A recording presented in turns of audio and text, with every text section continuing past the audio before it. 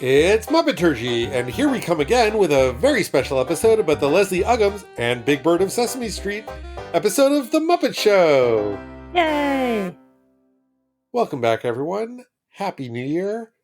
The future is so bright, I'm doing this podcast wearing shades. That's for all my fellow Gen Xers out there. Anyway, I'm so glad you're here with us. This is David Levy. Here with me tonight are Adam Grossworth, Michal Richardson, and Christy Bauer. Oh, good. Terrific! It's about time we had some sophistication on this show. We got a lovely email from listener Jim Cruz, who said, this was about the Leslie Ann Warren episode. He says, back in 2001, my siblings and I chipped in together for Mother's Day to take our mom to see Billy Joel and Elton John during their face-to-face tour. Billy did, in fact, perform Just the Way You Are, though you could pretty easily feel he couldn't get through it without throwing in jokes. He introduced the song simply by saying, here's something I wrote for my first ex-wife. And he made sure he overemphasized one line he changed from I couldn't love you any better to I couldn't love you any longer. Yikes. I wish I could remember the song Elton played immediately after. All I do remember is him introducing it as, well, here's one I wrote for my first ex-husband. I have the feeling that we have perhaps misunderstood the question.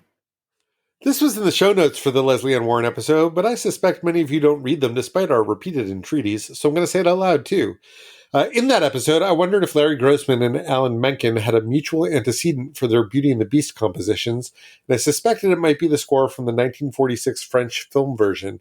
It turns out a more likely answer is the aquarium section of Carnival of the Animals by Saint-Saëns.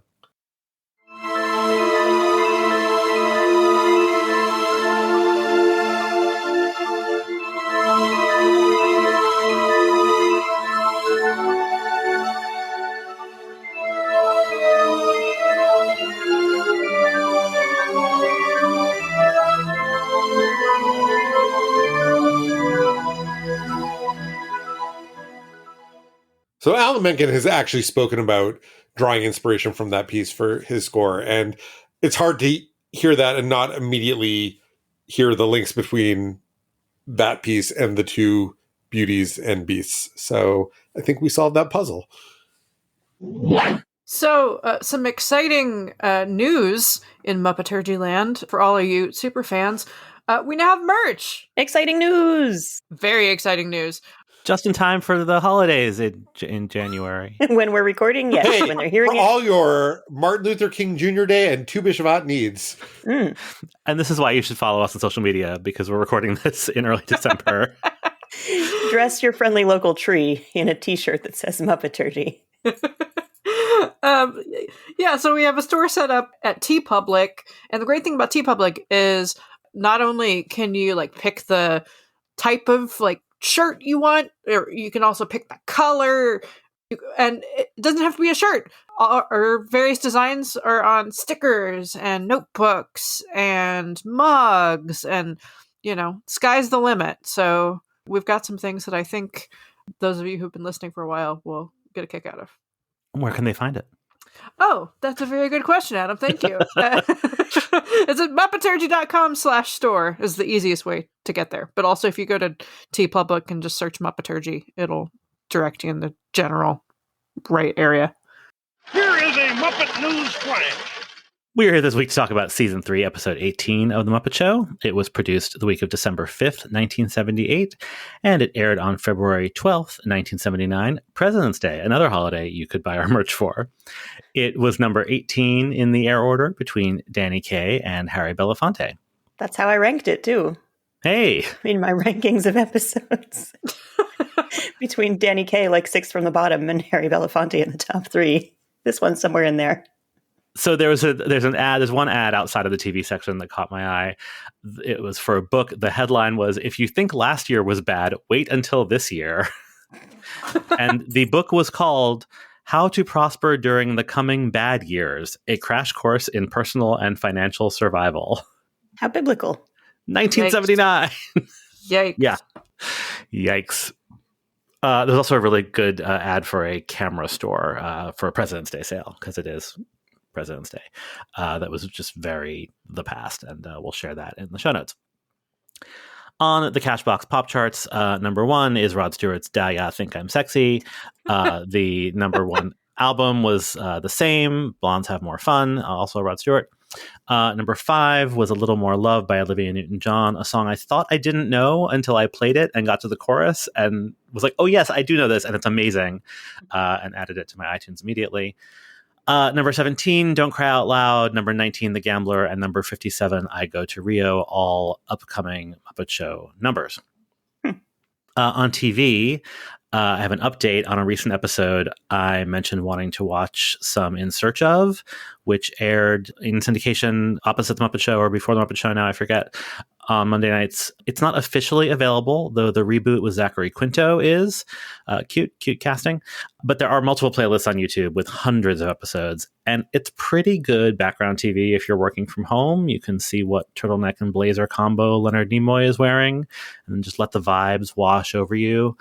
It's real weird. Sometimes it's just nonsense. And then sometimes it's actual science, like earthquakes.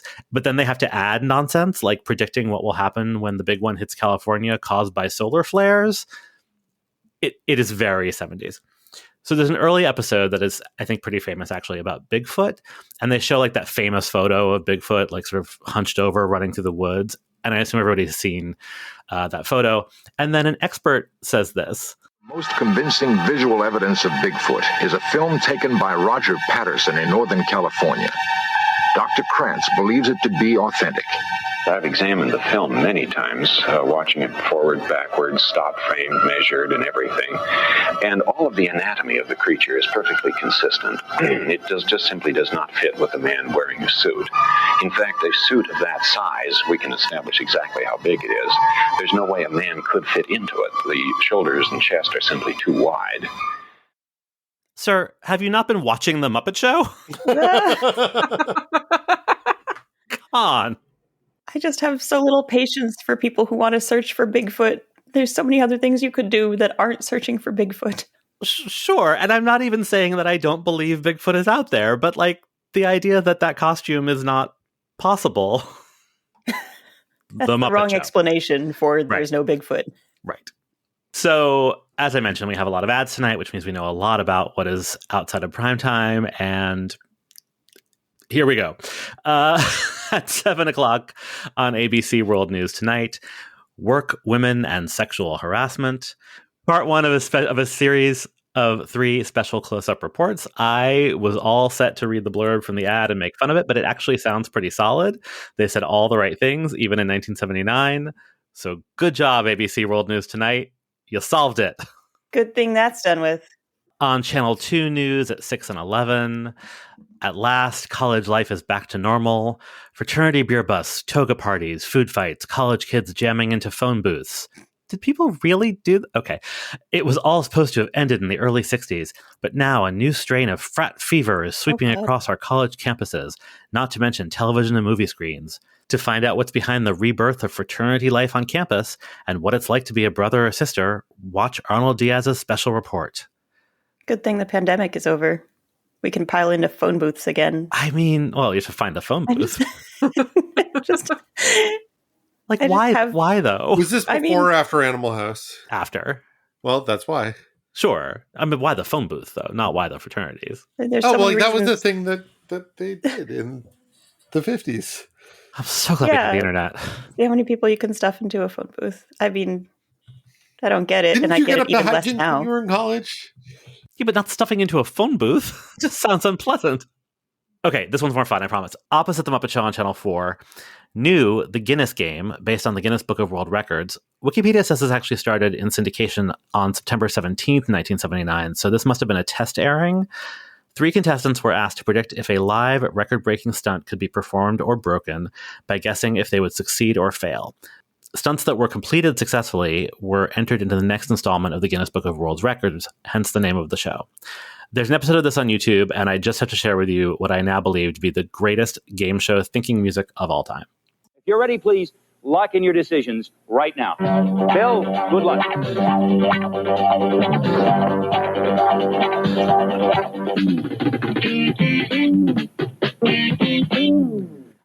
That's not thinking music. That's fucking music. Well, that could have been a world record.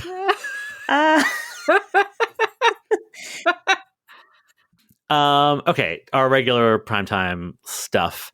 I think it must have been Sweeps, which I'm not sure we've talked about before, and I'm going on and on, so I'll be real brief. But for the children, back in the day, the networks, there were 3, I believe, periods where the ratings mattered more than the rest of the year, and the ratings for those periods would be like used to set the advertising rates for the rest of the quarter or third, I guess, of the year, which is weird because like they would do special programming to goose the ratings. And so I don't know why that then set the ad rates for when the programming was normal. It doesn't really make a ton of sense to me, but they were in February and May, and I think November. And so I think this must have been a sweeps week because on CBS, instead of our regular programming, we had Gone with the Wind Part 2.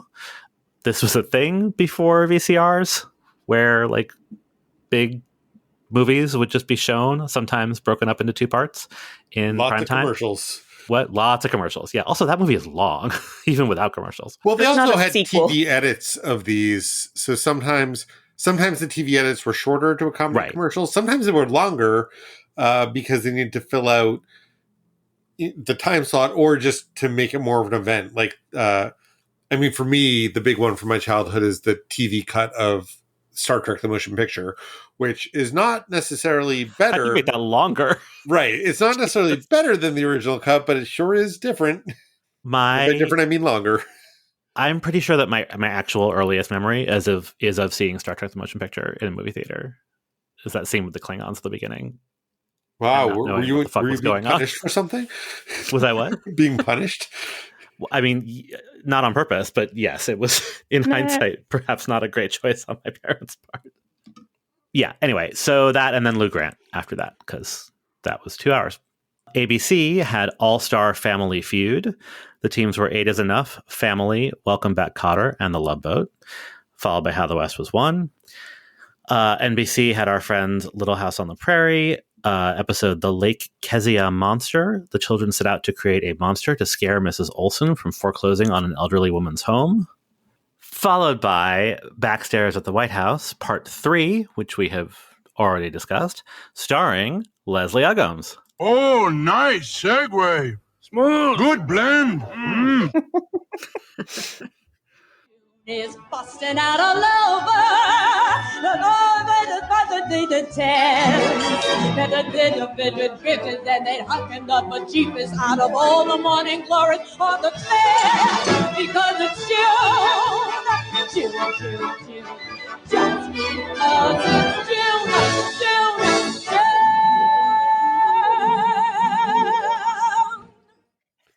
June. Couldn't not play the whole thing. We got to hear play the whole thing. Yeah. Thank you.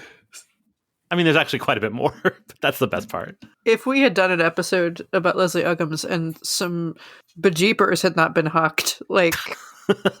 And we would not have fulfilled our obligation. Exactly. We basically made a promise that bejeepers would be hucked when we started this episode. So, Leslie Uggams is an actress and singer, and depending on your age and sexual orientation, you might know her as Kizzy from Roots, Blind Al from Deadpool, Leah Walker from Empire, or the June is Busting Out All Over lady from YouTube. Honey, do you know that you are in every gay bar in America?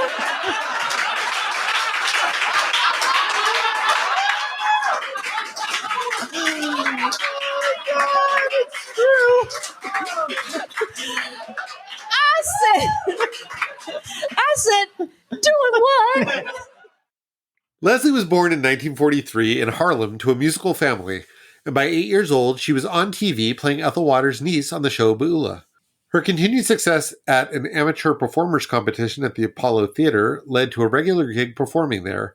By age 10, she recorded her first single and made appearances on The Lawrence Welk Show and Sing Along with Mitch. Her gig on Sing Along with Mitch made her the first African-American performer to be regularly featured on a weekly national primetime television series.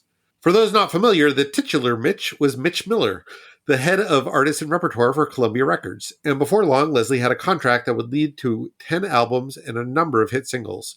All the while, she was also studying at Juilliard. In 1967, she starred in the Broadway musical Hallelujah Baby, which made her a star, and a Tony Award winner. She would periodically return to the stage throughout her career. The 1970s were all about the screen for Leslie, who became the first African-American woman to star in her own musical variety television series, The Leslie Uggams Show, on CBS. She made a number of movies in the 70s, but it was her role in the 1977 miniseries Roots that made her reputation as a dramatic actress. For that performance, she won the Critics' Choice Award for Best Supporting Actress, and she was nominated for both the Emmy and the Golden Globe Awards for Best Leading Actress. As Adam mentioned, around the time of her Muppet Show appearance, she was also front and center in another television miniseries event, Backstairs at the White House, airing the same night for part 3. And we've talked about that before on previous episodes of the podcast, probably much more than it deserves. On top of everything else I've mentioned, she's had an active concert career that continues to this day. In fact, as we're recording this, she just did some nightclub gigs in New York City. She's worked pretty consistently up to this day across film, TV, theater, and concerts, and everything from comedy to drama to musicals. So I'm not going to list all her credits, but she's great. And if you like her in this episode, you should go look her up and check out her work. So my first exposure to Leslie Uggams was when I was 10 years old. She had replaced Patti LuPone in Anything Goes on Broadway, and that was one of the very first Broadway shows that my parents took me to. And so I have always had a particular interest in her career since then because I feel like she had a special role in my life. And I've got to see her in a few things since then, and she's always a joy. And in prepping for this episode, I went and sought out one of her albums that I had to buy because it wasn't on Spotify, but it's from 2013. It's called Uptown Downtown, and it's a jazz album. And, you know, I know her primarily from singing show tunes, but she's got like legit jazz pipes on her too. You know, she very much looked up to Lena Horne and played Lena Horne in a musical out west that was supposed to come to Broadway but never did. And you really feel her channeling kind of the Lena Horne energy in that album. So I recommend it if you are interested in more Leslie Uggams and not afraid of putting down a little bit of cash for it. Anyway, what are your thoughts about Leslie Uggams? Yeah, I love Leslie Uggams. I did a project when I had a really terrible data entry job about a decade ago where I listened through the cast albums of every single Best Musical Tony winner. And her performance in Hallelujah Baby on that album is really, really striking. But I mean, my primary association with her is the "For Hucked Bejeepers." Should we explain what that is? I mean, do we need to? No, we should. I think. Okay. I mean, very briefly, it's an outdoor performance. Was it 4th of July? It's something, yeah. And it's being televised. And as she explained in the second clip that we played, and this will all be in the show notes, she didn't really know the song, and she was reading the lyrics off of cue cards, and the grass was wet. She's walking through the audience towards the stage, and the grass was wet, and the guy holding the cue card slipped and fell and did not get back up. And so she did not know the words, but because it was live television, she had to keep going. And it's actually really a testament to what a pro she is, that she kept going, and she pretty much hit all the notes. Yeah. She just had to make up the words to do it. Yeah. And it's really worth watching the interview too, which is many years later, and she's such a great sport. And but she's telling the story, and she's like, and no one said anything. I mean, it's a whole show, so like it's the top of the show. The show kept going. She did the rest of the show. No one said anything, and then years later, YouTube happens, and this thing goes viral. And she is a great sport about it, and it's just very fun. And also June like 1st, such she a pro. busts out all over. Yeah, like that. She just like not only kept going through the song, but like did this entire concert without like even thinking about it. Also, that poor cue card guy just lying there in the grass. He's dead now. I sort of thought of her as like one of those 70s names that was just kind of around. And then you look at her IMDb and it's like, oh, Empire, The Good Wife, like all kinds of stuff that I have watched recently. Like she is around. I have, definitely seen her in many, many things. Like, and she's great. So that was kind of a fun realization that she just works constantly. A lot of TV guest star spots in the last decade or so. Yeah. I mean, when I saw Deadpool, I was like, oh, it's Muppet Show guest star Leslie Uggams. And also the Huck and the Bejeepers lady, Leslie Uggams. But yes, now I want to listen to more of her music. Why don't you get me started? So McCall, other than being somewhere in between Harry Belafonte and scrolling back up. So other than being somewhere in between Danny Kaye and Harry Belafonte, what did you think of the episode? Yes, it's lower than number 2 and higher than 6 from the bottom. It's also bigger than a bread box. This was a fun episode. I had a lovely time. Increasingly with every watch, I was more disenchanted by the backstage plot because Gonzo's pretty creepy. But overall, there's a lot of fun to be had in this episode. David? Yeah, I think I liked it slightly more than Michal did, mostly because this backstage plot was excerpted on one of the Muppet compilation videos I had as a kid. And so it was just like instantly familiar to me. So much so that I had to take a minute and think, is this a children's television trope, or is it just that I watched this specific sketch over and over and over again? Both the like, I'm going to faint so that my intended will give me CPR, and also the whole like, I'm bringing you flowers and you're allergic and that causes chaos. All of which we'll talk about later. But that made such a deep impression on me in my young and impressionable days that I think that tilted me towards liking this episode even more. I do think those are both tropes. But we'll talk about it more later. Christy.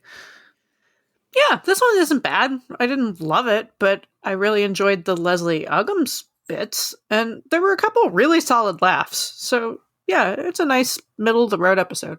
Yeah, I pretty much agree with you all. I think I maybe liked it a little better. One thing I noticed is I think it's the most cohesive episode that we've had, certainly since Pearl Bailey, maybe ever, right? Things keep popping from backstage to onstage and vice versa. There's not like a plot, but I like that it feels like we're in the same building where a show is happening the entire time, you know? That always pleases me when that happens. I did feel a little bad for Leslie Uggams. Here, let's just play this clip. It's the Muppet Show with our very special guest stars, Leslie Uggams and Big Bird of Sesame Street. Now, I'm always happy to see Big Bird, but why does she have to share? And we'll get into it more when we talk about the numbers, but I don't know. I just kind of wanted more for her, to let her show off a little more. And this may be exactly what she wanted to do. So, and she's great at it, but that was the only bummer for me, was that she does a lot of shtick, and I kind of wanted her to really get to show off. I didn't mention this in the bio, but around this time, her kids would have been, I think, 5 and 10 years old. So I wonder if she requested Big Bird for that reason. Well, and I also love that this aired on the same night as part 3 of 4 of Backstage at the White House, so which was very serious and very boring. So she maybe wanted to do something goofy, to show her range. So, who am I to say that she can't do that? But for me, I wanted to see her, really, really belt and really dance. And also, outside of that introduction that Kermit gives, where it sounds like she's going to have to share the spotlight, she doesn't. She's still the guest star. She gets 3 fabulous musical numbers, and the plot is kind of that Big Bird is wandering around. Well, right. I'm gonna argue with you about fabulous, but we'll do that when we get there. Okay. She is fabulous. I don't think she is fabulous. Yeah, even without pants, especially without pants.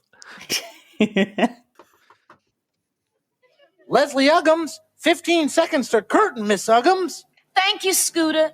It is true that Big Bird from Sesame Street is on the show tonight, right? Well, that's right, Leslie. Well, would you tell him that his younger brother is in my dressing room? Leslie Uggams is holding an extremely oversized yellow egg, which is upsetting to me because I don't want to know where Big Birds come from, Yeah, it's fair. The dressing room is also full of chickens who are all about it. Yeah, it does imply that Big Bird's mom is somewhere laying eggs somewhere in the building. Or Big Bird is also babysitting while he's here. Or she stole from Big Bird's mom. Either way. Maybe. On the other hand, Big Bird's a 6-year-old who lives by himself, so... He's an emancipated minor. Is she informing him that he's about to become an older brother? Like, is this some earth-shattering news? Anyway, there are a lot of chickens hanging around this episode. They're hanging out in, for instance, Statler and Waldorf's box.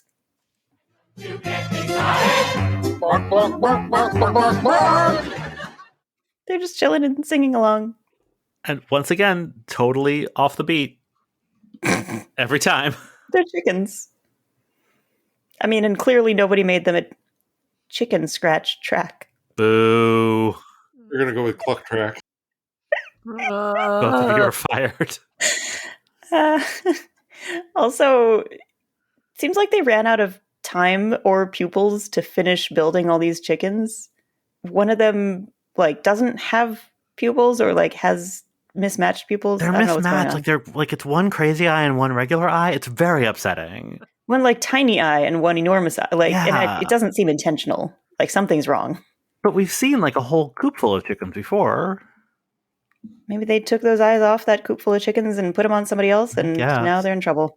They also might be the kind of puppets that are constantly breaking and needing to get refreshed. Maybe. Gonzo's trumpet quacks, and then two ducks respond and show up and hang out with him. And I love knowing that they're two duck puppets. I don't know why. I'm just so charmed every time a duck shows up. Muppet ducks are great. Puppet ducks are great, but it weirded me out that they quacked rather than, speaking with British accents after the Ronald Duck Mickey Mouse thing. I was expecting like a, oh, hello. And then when they quacked, I was like... But they're also Muppet ducks who just show up and quack and cause chaos. I'm here for a chaos duck. Oh yeah, I'm not saying it's rational. It's just deeply felt. If we ever sit down and plot out that hierarchy of which Muppets speak and which Muppets quack, we'll have to negotiate what place ducks go in. Muppet Show backstage. Big Bird will figure into the plot eventually, but right now he's just here, wandering on stage. And also, making a special appearance tonight is a friend of mine from Sesame Street, Big Bird. Oh, hey, Kermit, now, huh? Now? Not yet, Big Bird. You come on a little later in the show. Oh, okay, I'll just wait back here then. Yeah, just watch out for the overhead lights. Okay, how low is the grid? I mean, Big Bird is 8 feet tall. Even Muppet Monsters, I don't know how many of them are Big Bird sized. Not many. The lighting grid should be higher than 8 feet, is what I'm saying. Yes. But then when we go backstage and Big Bird is hanging out backstage, and it turns out that like the second level where the dressing rooms are shorter than his head. It's a Muppet-sized theater, I guess, is what I'm saying. True. Still alarming. Yeah. Anyway, after Big Bird wanders on stage, he wanders... Wait, no. We cannot go past this without talking about how Kermit just is constantly referring to Big Bird of Sesame Street. Big Bird from Sesame Street. My friend Big Bird from my old neighborhood, Sesame Street. Sesame Street has been on for 10 years at this point. It is a huge international phenomenon. Why is Kermit acting like we won't know who Big Bird is? From Sesame Street. I don't know. I mean, Big Bird being on prime time might feel unusual. I don't know. I don't have a good answer. I mean, I think about Sesame Street being under slightly different auspices. So, I can't imagine it's contractual. Right. Must only refer to him by his full name, Big Bird from Sesame Street, or you can't use him. On The Muppet Show, if you just said Big Bird, that could mean any number of things. You have to specify which Big Bird. I mean, maybe it's a more specific way of saying, like, television's Big Bird. Yeah. I don't know. And from 8 is Enough, Dick Van Patten. Right, but we don't get, and from backstage at the White House, Leslie Uggams, we just get Miss Leslie Uggams. They do specify that Kermit lives on Sesame Street, so he's Big Bird's neighbor. Which also doesn't feel right in a Muppet Show universe. Yeah, that's weird too. Doesn't even really feel right in the Sesame Street universe. I never feel like Kermit lives there. I've not really watched an episode in a very long time. He just commutes. Yeah. Yeah. He parachutes in to report on the conditions on Sesame Street, and then he goes back home to his gentrifier. I just have a lot of questions about the Big Bird of it all in general, because it's not like they have him do much. Like, I don't know. I don't know what I was expecting. It's weird, and it's like, it is also weird because Carol Spinney is not on The Muppet Show. Unlike Yeah. Bert and Ernie, who are played by Jim Henson and Frank Oz, who are always there. And they shot in London. So, like, the logistics of, like, having to get... I understand that puppet, traveled quite a bit. But, like, having to get Big Bird and Carol Spinney to the set was not nothing. Yeah, and to show up and just, like, weirdly, awkwardly be there. Yeah. I think his parts are some of the best parts of this. No, episode. I agree. No, I'm not mad that he's there, but I don't know. I don't know what I was expecting. I mean, I'm a little unnerved by what happens to him, but let's. It's funny because, like, as an adult, the unnerving part is sort of my favorite part. I mean, I don't want to get ahead of ourselves, but, like, the collision of Sesame Street for children and the Muppet Show, like, being at its least for children is actually, like, what both the Piggy scene and the Gonzo scene that we'll get to in a second is actually, like, maybe what I like best about this episode. So I'm not actually mad about it, but it is a choice. Let's get into it. Yeah. Okay, Big Bird has wandered on stage, and now he'll wander around backstage and stir up some other shit. Hi, I'm Big Bird. Huh. No kidding. I'm a friend of Kermit's. Oh. Yeah, we both come from the same neighborhood, Sesame Street. Oh. Isn't that cute little children's show with puppets? Uh-huh. Well, who are you? Who am I? I am Miss Piggy. Oh. Well, do you work around here? Like, these characters do not belong together at all, and that's sort of what's amazing about it. I mean, it is kind of amazing that Big Bird keeps doing his thing where he laughs at the notion of a singing pig, ducks over as Miss Piggy is rearing back to give him a karate chop, and she flops right off of the balcony and falls into the backstage. While Big Bird is just, like, minding his own business and doesn't realize it. It's kind of spectacular. As David alluded to earlier, the Big Bird's height really fucks up the scale and forced perspective of the backstage set. Yeah, it makes it look tall. like it's a dollhouse, or Big Bird is enormous, or both.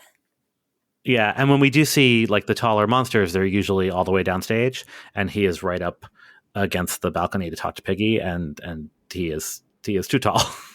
Yeah, like it. Unless he's a freak of nature, he shouldn't be able to look at Piggy at eye level when she's on the second floor.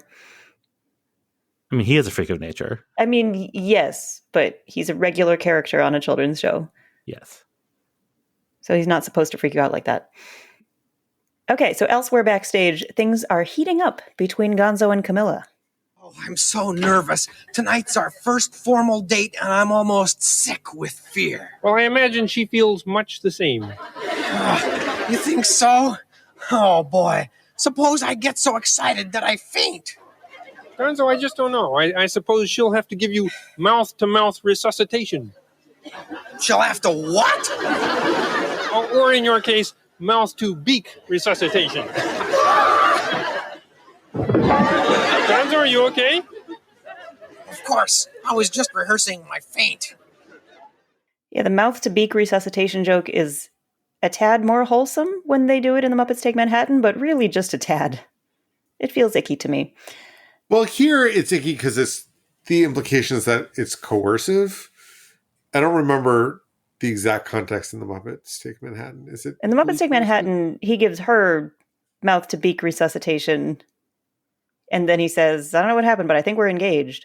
Right, but that's after she faints, like, genuinely, not like I'm gonna fake a faint so that someone has to kiss me. Right. That's, to me, is the difference between, like, sort of charming and sort of gross. It's still odd. Anyway, while everybody's on stage, Gonzo and Camilla have a date, because that's the way things go on The Muppet Show. Gonzo's clever ploy to show up in her dressing room and get her to kiss him doesn't work, though, because Camilla is busy sneezing. She's allergic to the flowers Gonzo brought. In fact, she is so allergic that she propels herself right out of her dressing room, and she somehow yeets herself through a window and onto the set of Muppet Labs. It makes me laugh every time. It's, I mean, and also it has the Gonzo whooshing sound effect when she whooshes out of the room.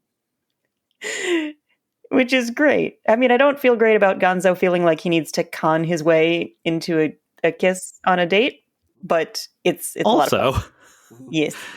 He says it's their first formal date. Does that mean that they've just been hooking up until now?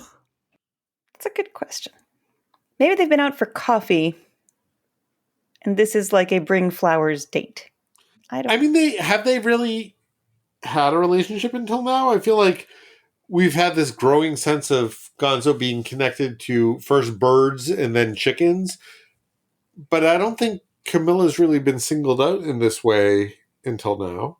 I am just saying the phrasing of it's our first formal date as opposed to first date suggests that there have been other interactions. Like group hangs. Maybe it's a situation where like they've been on some dates and now they're like going steady. It feels like things are getting more serious when they've been casual. Sure. But it's still, to your question, why does he have to coerce her into a kiss? Yeah. Well, I think that's about his low self-esteem more than anything. Sure. Can we talk about Camilla's dressing room? Yes, yeah. please. The fact that she has a dressing room. Does every Muppet Chicken have their own dressing room, first of all? Does every Muppet have their own dressing room? Apparently. How big is this theater? I ask Scooter's uncle. There's also a dartboard featuring Colonel Sanders, and there's hay. It's basically Miss Piggy's dressing room, but there's hay all over everything. As a person who also has a picture of Colonel Sanders hanging up, I appreciated that. Though mine is hanging up over my spices. Do you also throw darts at yours? I don't throw darts at mine. Mine, my dad found it like at a yard sale or something, and it's autographed to the lovers of great chicken. And do you only have 11 spices on your spice rack? No, I have way too many spices on my spice rack. Listeners, Christy is from Kentucky, lest we forget. Yeah. I appreciate the context.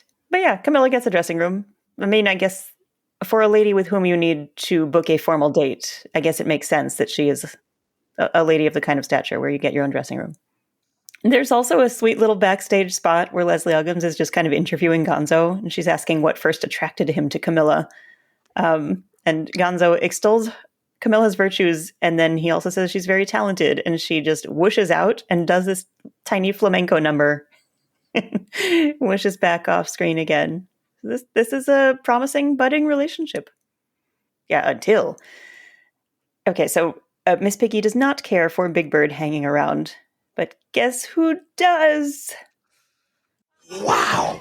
Perfection incarnate! Wow! Statuesque, and yet still poultry in every sense. You have that one thing lacking in chickens. Bulk. I'm so confused. You are so huge! I have no idea what you're talking about, sir. Boy, oh boy. It's so upsetting. It's even more upsetting than the chef wanting to cook Big Bird in Muppet Family Christmas. Is it? Yes. Okay. I mean, what upsets you more? People wanting to eat Big Bird or fuck him? That's a terrible choice. Nobody should have to make that choice. Don't ask me that question. Both? First one, then the other? I mean... I love this. It's terrible. It's terrible. It's terrible. It's terrible. And I love it. I love Big Bird's reaction. Well, what's so just hard to wrap my mind around is that Big Bird is like entirely pre-sexual. Yeah. And so he has no concept of any of what Gonzo is implying. Gonzo, on the other hand, seems like he'll fuck anything with wings. Yeah. I just think there's something about Big Bird's like just utter confusion that I find very funny. And of course, the reason he's so confused is he is a child, which makes it not okay at all. I don't know. I mean, it was funny when Big Bird is laughing at Miss Piggy and doesn't even realize that she is upset about his presence and has hurt herself.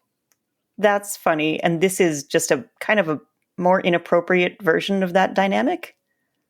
Big Bird doesn't realize what's going on, and there are grown-ups having grown-up feelings and inclinations, I guess.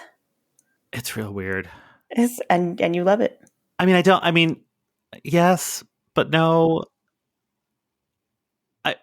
I love Carol Spinney's performance. Is that right? Is that that's the right way to say it? Like, that makes sense. Yeah. And like, does this confirm Gonzo's bisexuality, or is he just into birds? Is he now a pedophile? Like, I don't want to. We can't think about it too much, can we? No. I will say, as a child, I was very confused about Big Bird's gender. As an adult, I'm still very confused about Big Bird's gender. I mean, a little bit, because, like, right? I mean, from a gender essentialist binary standpoint, which is not a thing we do anymore, but as a 5-year-old in 1980, it was. Big Bird reads kind of feminine, and I knew that Big Bird was played by Carol Spinney, and I didn't, but I had never seen Carol Spinney, and Carol to me is a girl's name. Or was a girl's name when I was a child. I had never heard of a man named Carol. So I just... Even though there were 2 huge TV stars who were men named Carol. Well, and it's funny because, because actually, like, we watched, as we've discussed before, we've watched All in the Family growing up. So, like, I, in fact, knew who Carol O'Connor was, but I did not make that connection.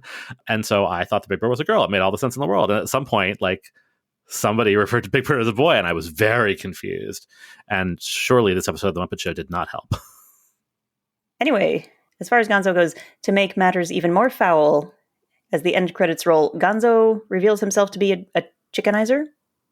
Listen, Chicky babe, you gotta forgive me. I'll never talk to another chicken again. Oh, hi, Camilla. Come on! Gonzo, you're quite a shocker. I thought that Camilla was your one true love. Oh, yeah. Chickens all look the same to me. Jeez Louise, Gonzo. He wrote a whole song for Camilla, and then got distracted by Big Bird, and then got distracted by another chicken, so I don't even know what to think.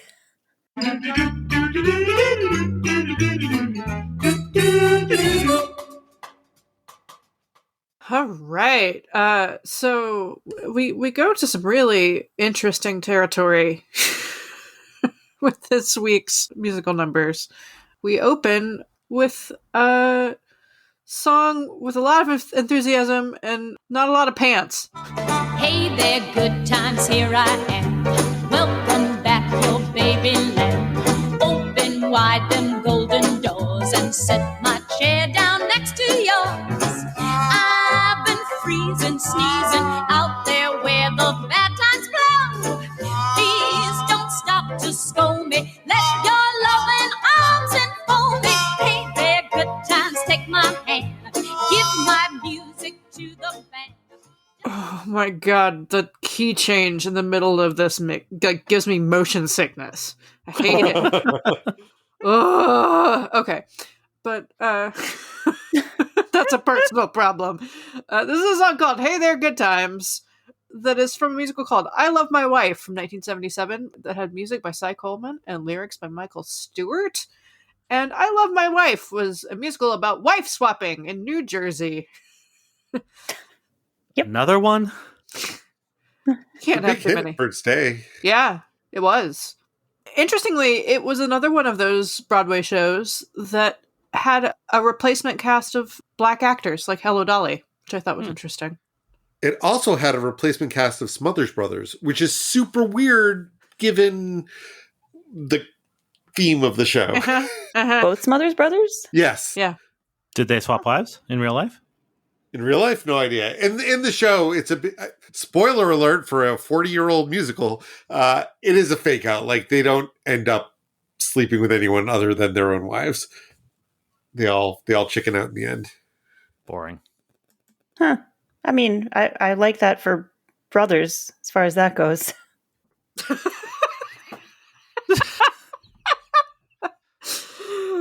Oh, yeah. Don't sleep with your in-laws. But yeah, let's talk about the monsters. This is full of monsters. We got Sweetums. We got your Timmy Monster. We got your Dog Lion, Mean Mama, Gorgon Heap, and a handful of mutations. And they're rocking the fuck out. They're having so much fun. I love it so much. Oh my god, Timmy Monster is living his best life. Oh my god. I'm so happy for him. He's got a tambourine and nobody's going to take it away from him. This is the best day of his life. The other monsters are the band. Like, it's really, it's a fun time. Now, I have some quibbles, mostly about Leslie Uggams' lack of pants. I mean, why she is looks that a problem amazing. for you? She doesn't need pants. I mean, it's just... He said she's wearing a blazer. Okay, so she's wearing this, like, red, like, sequin blazer and a red beret. Tam? Yeah, it's somewhere between a tam and a beret. And it's very cute. Bam. Like I'm not like, oh my god, she must wear pants. It's just like the length of the jacket is weird. You know, like it's one of those things where like I feel like if you're gonna do that, there needs to be anyway. We're not a fashion podcast, but it was also that thing where I'm just like, what? I mean, obviously she like has something on underneath it, but like I think it bothers me more because she's wearing like a shirt underneath the jacket. Yeah, when Raquel Welch does it, it feels deliberate. Here, it feels like I think she's wearing underwear, but it's kind of hard to tell, and it like I can't tell whether she's fully dressed or not. Yeah, it's unnerving. I mean, fair. It's a cute look. It's just unnerving. Yeah, she looks great. She does a great job. All the monsters are having a wonderful time. Sweetums has a freaking trombone, and also where are her pants? It all felt very Fosse to me, and by extension, then very Liza to me. So that the outfit worked for me. It's also funny because all of her other outfits in the episode are so kind of like prim by comparison. I mean, I realize that she's not Raquel Welch. She's not going to be, you know. I mean, she's prim on the top. Yeah. She's even got her head covered. Yeah. It's true. This is what I was alluding to earlier. I mean, more so the next number. But I agree with everything you guys just said. It's great. The monsters are fun. Nothing against them. But I do wish she had just been able to do this like straighter, like a dance number with the mutations. Like Leslie Ann Warren got that whole Cassie moment that she couldn't really carry, and Leslie Uggams can carry it, and she is surrounded by Timmy Monster. And this is like one of the most fun moments we've ever seen on the Muppet Show. You're going to wish it was something else. Yeah, I didn't think it was that much fun. I thought it was kind of messy, and Leslie Uggams is so good that I wish she had been shown off instead of upstaged by the monsters. Also, I wish it were a better song too. I mean, I don't I have a lot of quibbles with various songs in this episode, but you know. What? I love every song in this episode. I mean, except for the Camilla song. Yeah. Oh. Yeah. No, we'll get there. But it's the key change. I think it's mostly the key. Like the song just sounds woozy to me. It just sounds like food poisoning at a Gatsby party. Wow. Well, that number shows what a great actress Leslie Uggams is. Actress? She wasn't acting, she was singing. Yes, but she looked like she enjoyed it. That's acting. Do you want to introduce the musical bit and we can come back to the intro? I think we should talk about the intro first, because when you reveal the title of the song, it's such like a beautiful aha moment. Yeah. Oh. Yeah.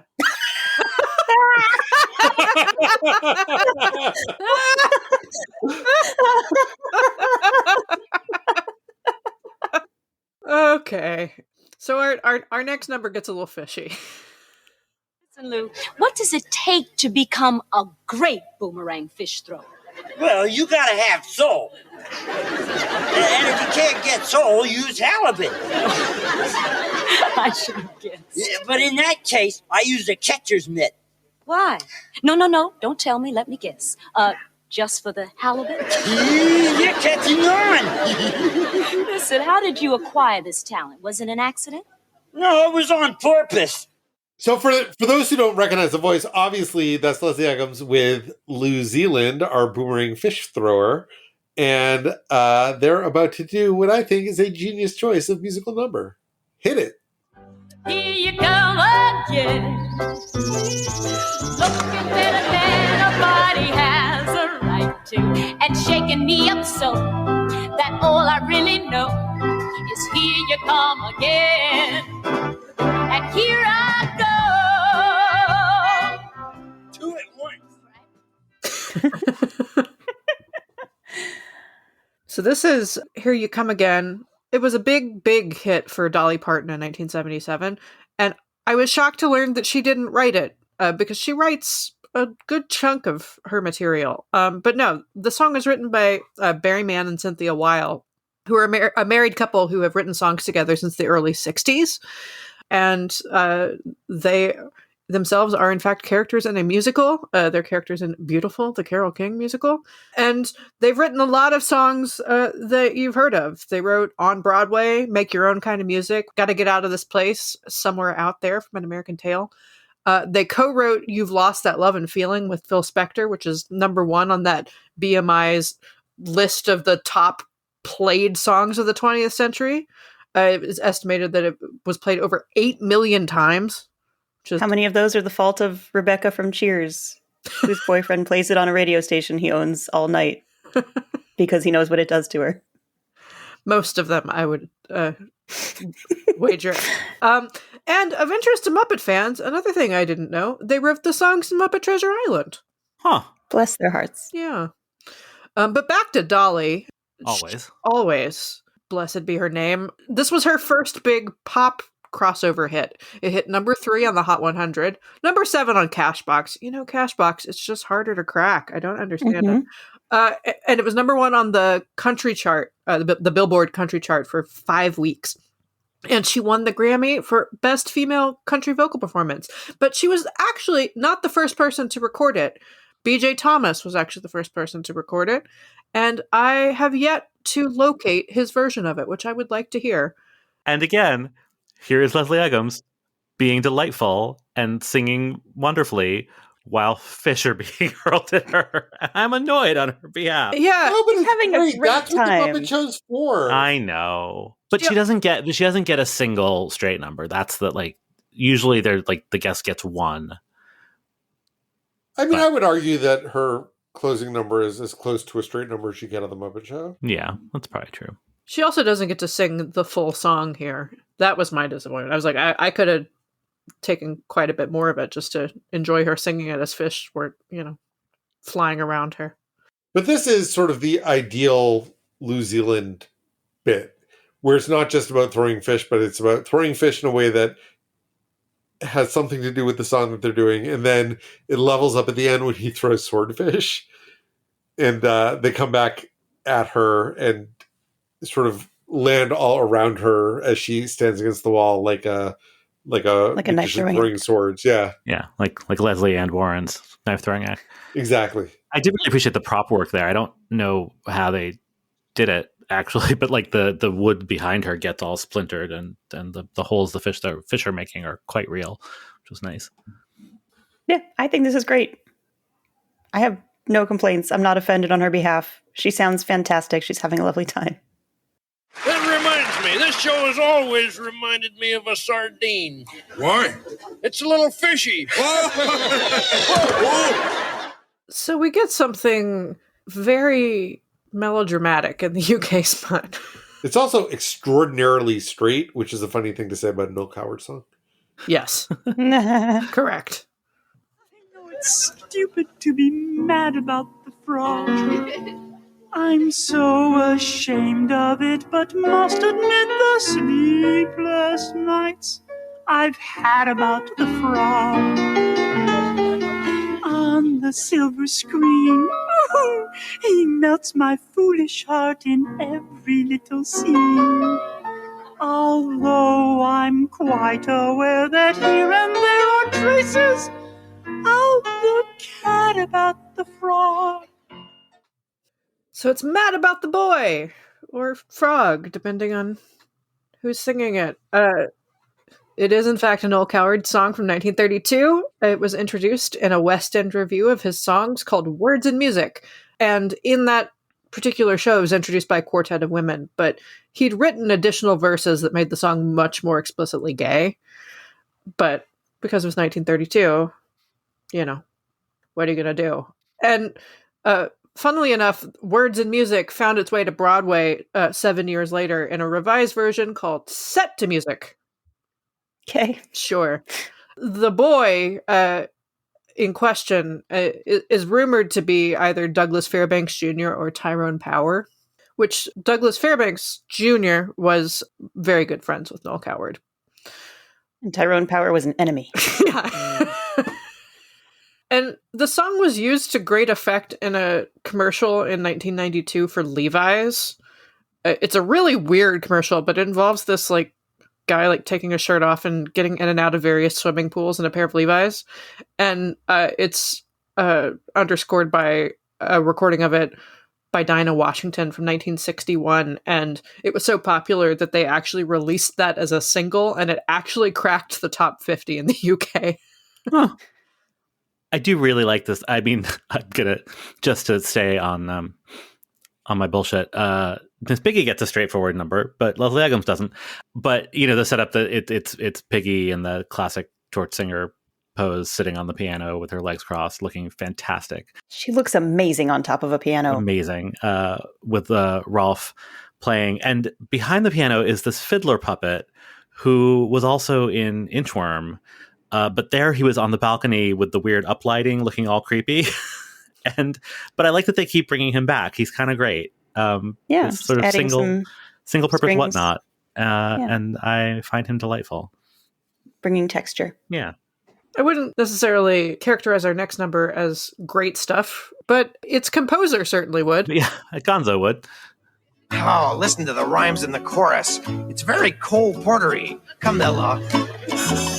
You're sweeter than wine or vanilla. Camilla. Come lie beneath this tree, it's a willa. Camilla.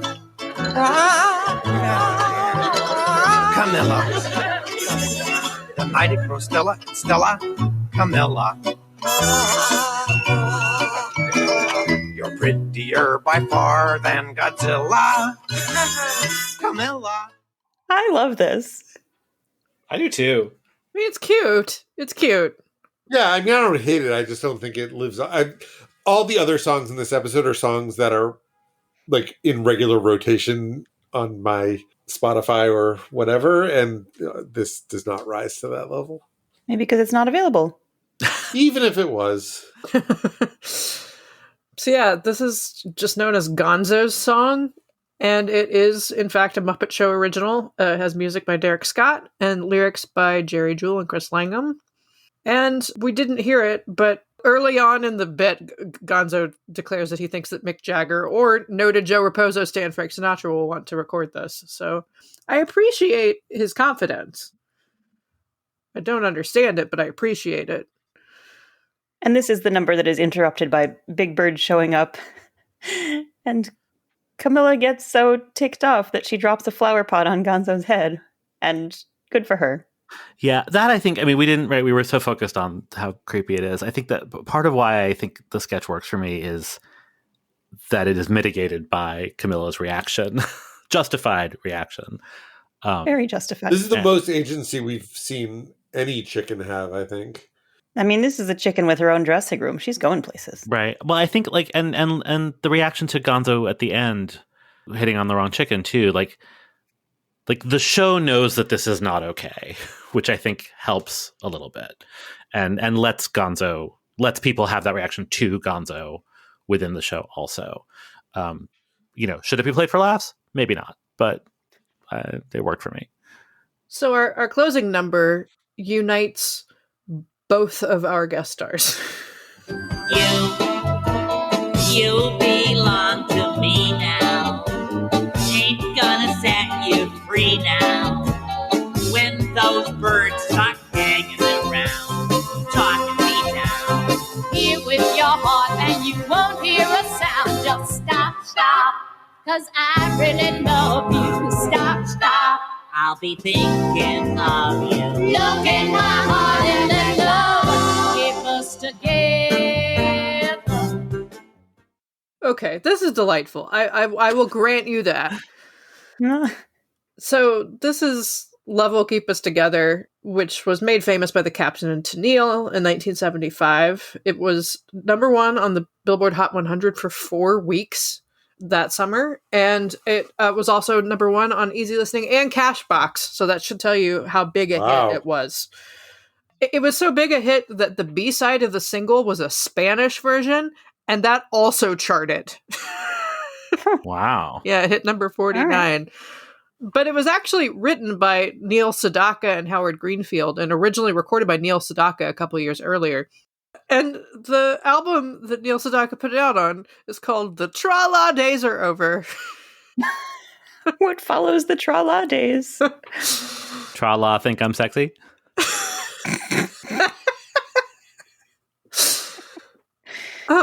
And something that always delights me when I remember it is that the Captain and Tennille, so that they were a married couple at the time. They later divorced, but the Captain, so Tennille is Tony Tennille, who is still with us, a singer. But the Captain, his real name is Daryl Dragon. Why would you not use the name Daryl Dragon? Why would you not be Dragon and Tennille? Come on. Yeah. Okay, but you've seen him, right? Like, this is, if there's ever a man who looks like he should be called the Captain, sure, it's this guy. Yeah, but like half of that, heavy lifting is just done by buying the right hat, Anyway, he is no longer with us. The backup birds in this are the best part for me. I like them popping up from weird spots and just going, stop! So my big complaint about this is that they don't let Leslie sing the bridge. They turn that into a dance break. And I'm sure that's because the lyrics in the bridge sort of cross it over from plausibly a song about friendship into a song that's actually about carnal love. And it would be grossly inappropriate to have her sing that to Big Bird. But it's also like the best vocal part of the song. And so it sucks that she doesn't get to sing it. You're saying this is appropriate when Big Bird slaps a leash onto her at the end? I'm saying that it would have been less appropriate. Because... Have we already forgotten Chris Christopherson and Rita Coolidge in the bar with the monsters singing about were there the love leashes involved? Between the lyrics. And the a lyrics. Sesame Street character? The inappropriate lyrics is all I'm saying. The leash was a bit much. I hope we have a gif of it. We don't, because I fully missed it. But we will. I will. Oh my God, Adam. And we do. You were busy admiring the birds. I mean, even before we got to the leash, Big Bird saying, "You belong to me now," not my favorite moment of this episode. At least it wasn't the other way around. Well, that depends on how you understand the gender dynamics of Big Bird. And the age dynamics. Yeah, that's really what I meant. I wasn't thrilled about a lot about this number. They're clearly having a good time. Yeah. But I get the feeling Big Bird is in over his head? Very tall head. Yeah. I just found it a little dull, but apparently I need to watch it again because I missed some stuff. Kind of zoned out, and I shouldn't have. Never mind that jazz. Listen, turkey. What? And get out of show business? Okay, so this week Muppet Labs has the answer to the energy crisis. Well, jeepers, you're about to witness the world's first demonstration of fireproof paper. Here is my assistant Beaker carrying a lighted blowtorch. He will now show you how impossible it is to ignite the fireproof paper in this basket. There is no way this paper can burn. With Muppet's fireproof paper, you'll always feel secure. Tune in next time and witness Muppet Lab's new answer to the energy crisis, flammable water. That's such a great last-minute explanation of this gag. Yeah, this is all fairly predictable, but the scenario and the flammable water hook at the end. And the way Bunsen says, well, jeepers. Yeah. Charming. What do you suppose they call that? A novelty act? I don't know, but it wasn't too bad. Well, that's a novelty. We also have the debut of a new to us recurring sketch. It's the first appearance of Bear on Patrol. Yep. Now look, Sergeant, this is a very dangerous criminal. He should be locked up. I think he should be locked up. Here are the keys. I'll finish up the report. I'm going to lock him up. Well, I should have known better than to try to fool with you, Patrol Bear.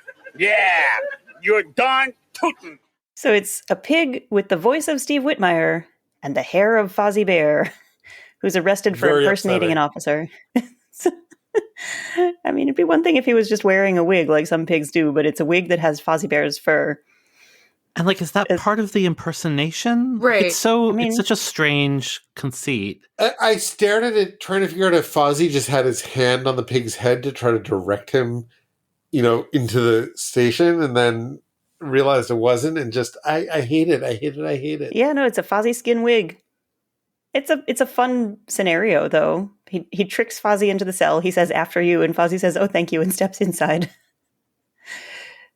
The impersonator walks away, and Link thinks that Fozzie is the impersonating perp who's locked in the cell, claiming that he wants to get out. Bear on Patrol just hits different in 2022. Yeah, all cops are bears.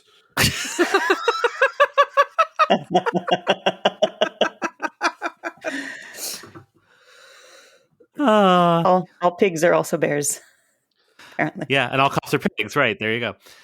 Like, I know intellectually that it was a recurring sketch on The Muppet Show, but I don't really have any specific memories of it. Yeah, there were like a dozen episodes. This is the joke. Like, it is going to be that they're stupid. So it's not propaganda. Like, I think it's fine, but it just wasn't that funny. But we've seen other recurring sketches get better over time, so I think this will too. Yeah, we'll give it a chance. And this starts from a pretty good place. Like, my biggest complaint is that horrible wig. That's not bad. Yeah. So I want to know why there are wanted posters for Dr. Teeth, Floyd, Animal, Janice, and Statler. They know what they did. Just Statler. There's this thing where Link is typing a report, and he makes a single typo and then crumbles up the paper and throws it on the ground. Like, I know that Link is stupid, but whiteout existed. He can be a stupid perfectionist. It's Link. I would have started over if it were me. Okay, we got to talk about the Vendawish thing, formerly known as Vendaface, a machine who promises to fulfill your desires. It looks very similar to Vendaface, only now it just makes different promises. So a whatnot comes along, wants to be taller. Vendawish extends his freaky robot arms and stretches the guy's neck out by a couple of feet. Voila, you're taller. The whatnot now goes backstage with a new dilemma because he has this 2-foot neck, and Bunsen Honeydew solves it for him. He uses what he calls our latest therapy technique. He swings a bat at the guy's head, the guy ducks, his neck squashes back down, and then here is one of my favorite bits of the whole episode. Kermit is just like rushing by to get on stage. He trips over the guy and falls down. There's no fanfare. It just happens. And then he yells at Bunsen and says, "If you're through playing with him, put him away." It's very good. Yeah. The Vendawish sketch itself is like fine, but Kermit falling down is marvelous. I also just love seeing Bunsen backstage. I would like more of that. Yeah. Yeah, swinging bats around. That's what I was talking about 12 hours ago, about like how the crossover, right? It's not a plot, but just like, Camilla sneezing and landing on the lab set. The Vendaface guy showing up backstage and Bunsen being there. I love all of that interplay. It just makes it feel like it's a single world. I really like that. It's very cohesive. It seems we've reached the end of another episode of Muppeturgy. Does anyone have final thoughts? Cute episode. I really did like this episode. I know I kept harping on the Leslie Uggams thing, but it's only because I like her so much and I want more of her. I thought this episode was great. Well, before we go, it's the new year, and I would like to invite you all to make a New Year's resolution, which is to resolve to leave us a great rating and review in the Apple Podcast Store or wherever else you listen to podcasts, but especially the Apple one, because, I don't know, I feel like that's the one that people look at, even That's though what I don't. all the other podcasts say. That's the only reason I know that to be true. I don't know. Spotify's probably helpful too. There are algorithms involved, and it's how new people find the show. You can also tell your friends and post on whatever social media still exists. Yeah, resolve to get us into people's Spotify Wrap this year. There you go. Yeah. Also, resolve to buy some Muppeturgy merch. Muppeturgy.com/store. TeePublic. Get into it. And get that clown shirt. If you have stuff that you want to see on our merch, let us know. Come to Muppeturgy.com. Put it in the comments. Yeah, we've got some others planned. The store will expand. Yeah, the text only things are very easy. So if there's something stupid that we say that you want on a t-shirt, we can make it happen. You'll look at the store and it'll be clear that we've cranked these out pretty quickly. But the quality is very nice. I would like to stress that the TeePublic does really good work, even if we do really goofy looking work. Yes. We have already received our t-shirts and stickers, and they're great. Have we ever said that this show is for the birds? Yes, and we'll keep saying it till it gets a laugh. Thanks for listening to this episode of Muppeturgy. Join us in 2 weeks for a discussion of the Elky Summer episode of The Muppet Show. You can find us on whatever social media still exists at this point at Muppeturgy or on the web at Muppeturgy.com. Don't forget, you can find our merch at Muppeturgy.com/store. Our theme music was composed and performed by Christy Bauer. Our show logo was created by Todd Brian Backus, and this episode was edited by me, David Levy. You're all perverts. She doesn't need pants.